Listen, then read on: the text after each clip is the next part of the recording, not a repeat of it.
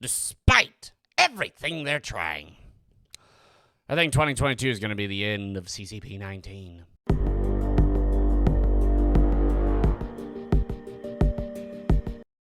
Fwazangalang and salutations, my lovely little lunatic, just be your friendly internet psychopath insanity, here with my co-host Bob. Hello. And today on the Insane Report, we're talking about just overall, I think CCP-19 is kind of going to be done with to a point.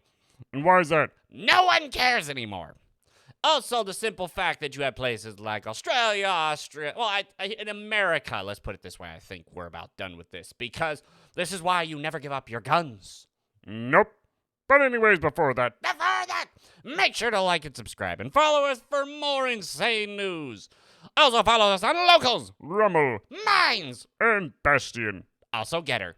And if you feel like dropping any money to help build up the asylum, visit us, drop some money for us on PayPal or with Bitcoin or Ethereum. But, you know what?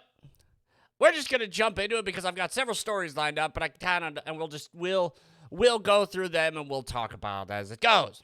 Bam! From the Daily Mail. Americans no longer fear COVID. Majority, 68%, say economy is now their biggest concern, which is very smart because, oh no, I've got the CCP-19. But I also have to pay bills and everything's more expensive and, oh God, my insurance got up. Yeah, I think being able to live normally is more important. It is. So continue on. Concerned compared to just 37% who were more worried about the virus heading toward the midterms. Especially now that New York actually is putting in a private vaccine mandate for private companies. Yeah, there's a reason why that place is a hellhole. Yep, and it's only going to get worse for them. Continuing on. A newly released poll shows that 67% of Americans' top concerns going into 2022 midterms are driven by economic woes, which just is basic freaking stuff. Because once again, I just went out to go get gas. It's now almost $3 here in Texas. That's terrifying. It is. Then also, what was it? Thank God, once again, it's just like with Bitcoin and Ethereum. You buy a little bit over time and you buy down in the dip, which is what I've been doing with rice and beans and stuff like that. And now I go and it's so much more expensive.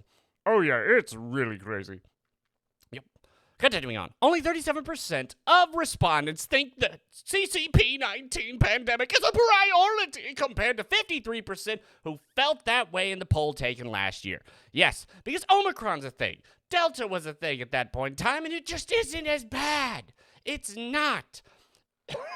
Because like I said, I got Omicron. I'm unvaccinated. 2 days. I felt utterly miserable. Then, about a week later, I was fine. What did I do? We survived off chicken noodle soup, green tea with honey, water, hot showers, and lots of bed rest. That, and yes, having the window open, so I got vitamin D. Also, yeah, just vitamins and all. We're at a point now it doesn't matter anymore. It just doesn't. CDC, YouTube, I understand. Go talk to your doctor. Continuing on. Many contribute the shift due to pandemic fatigue. Yes, of course. Oh, no, it's evil. You're going to die. You're going to die. You're going to die. You're going to die. You're going to die. You can only be told that so many times. And when you don't die, no one cares anymore. Concerns over cost of living have doubled in the last year from 12% to 24%, especially now that government's just not throwing money at us anymore. And yet people are still not returning to their jobs. Yeah, because at this point in time, they realize there's no sense of security. Why would I go back and work at McDonald's and work myself nearly to death when everything costs more? And I know at any point in time, McDonald's will just drop me for just like, nope, time to go. Complete sense. Ooh, inflation was at less than 1% last year compared to 14% in a poll taken early December. Yeah, no, inflation because, I mean, come on, we could just print trillions of dollars and nothing will happen. To me, that is. You normal people. Yes, it'll suck for you, but you're normal people. I don't care about you. Despite massive COVID CCP-19 case spikes in December, Americans still felt the priority for government in 2022 should be on the economy. Yes, it's the economy, stupid, because COVID is now endemic. It's never going away. It's like the flu, and no one really cares about the flu except very young parents who have very young children and the elderly. But let's continue on. This once again, the whole pandemic fatigue. Let's go into why maybe that's going on. Okay, Bob, would you mind reading this one? Okay. CCP-19 surges across less vaccinated South. Mississippi record sick hit. Boiled brain Bob! Don't do that. Sorry. Mississippi records 702% increase in cases, and Texas sees a 678% jump, but deaths still remain low. Well, doctors are coming out everywhere saying everyone's going to get it. Yes, but I mean, look at those numbers, Bob. We're going to die, maybe, possibly, not. No. More likely die from alcohol abuse. That, yes, so on and so forth. Mental health issues, continue. New COVID cases have increased in 49 of the 50 states over the past 2 weeks, with 45 states seeing cases more than double during that period. States in the U.S. South, like Texas and Mississippi, have been struck the hardest by a recent surge with near 700% increase. New York and New Jersey still have the highest infection rates in America, with more than 300 of every 100,000 residents testing positive for CCP-19 every day. States suffer from high cases do not find themselves among leaders in daily deaths, signaling the highly infectious Omicron strain is not as severe as previous variants. No duh. But once again, you see that? 702% increase! 678% increase! Oh, God! But, yeah, people don't care anymore. Which is basically why, like, what was it? What was the Supreme Court judge?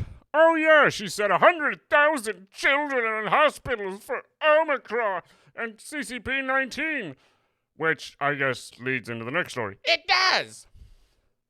CCP hospitalizations hit record high, 132,646 cases, and triple over the past 2 weeks, but deaths remain low. After CDC Director Rochelle Walensky said 75% of people who die from this virus have at least 4, not 1, not 2, not 3, but 4. Count them, 4 comorbidities. You're overweight? Sorry, you're more likely to die from this. You have heart problems. You have lung problems. You do a lot of stuff. Do you have problems? You're more likely to die from this. But even so, I have lung problems. I have heart problems. I have internal bleeding. Just the way it goes nowadays. But once again, 132,646 cases. Oh, God. Continuing on. CCP-19 cases in the U.S. have tripled over the past 2 weeks, up to over 700,000 per day.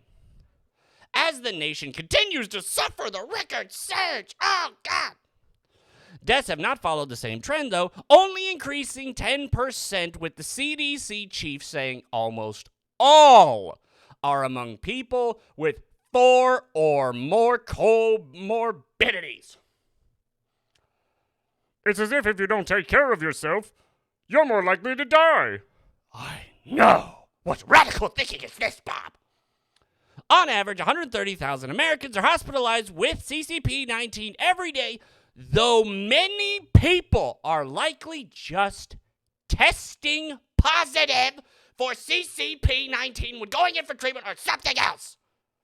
That's why there are so many kids with COVID in the hospital, not from COVID in the hospital. That one word is such a big difference, because all children, when in the hospital, must be tested for COVID. And when they're tested and it finds out they have COVID, add it to the number.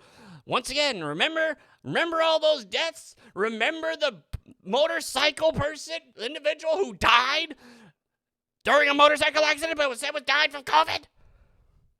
Yeah. This is why 68% people don't care anymore. But continuing on. Pfizer CEO Albert whatever the hell says the virus will likely be around for the next decade, so it's endemic. No one cares anymore. Stop pushing all this stuff. But it's all about us being able to control you useless people. Yeah, pretty much.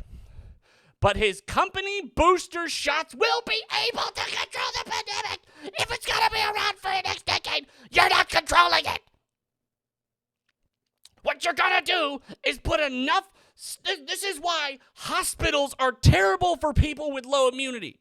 Because in a hospital, that is where everything is constantly wiping their hands. This is why those diseases that you can get that no longer have antibiotics don't work are in hospitals, because it's so utterly filled with rubbing alcohol and all that's the only way the virus survives, is becoming so utterly hard to kill that's the problem. Continuing on. The variant is already showing signs of burning out in England and Denmark, though a positive sign for the U.S. going forward. A positive sign for the U.S. going forward. Yes, of course it is, because this was the thing everyone was saying.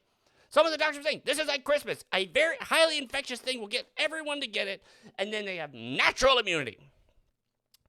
A separate study finds the Omicron variant could have a lower death rate than the yearly flu and rarely cause severe illness. But now take your boosters. Take them or have your lives ruined.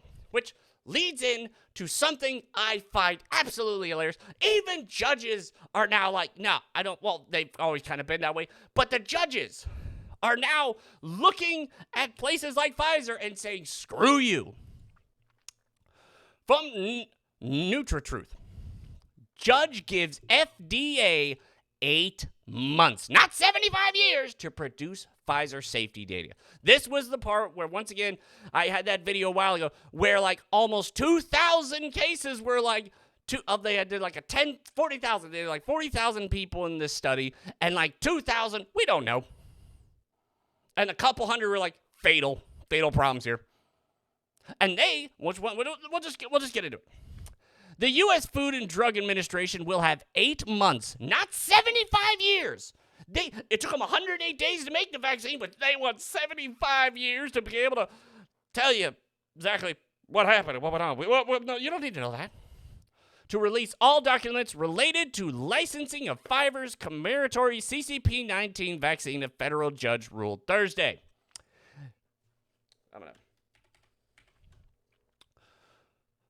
The U.S. Food and Drug Administration will have 8 months, not 75 years. It requested to release all documents.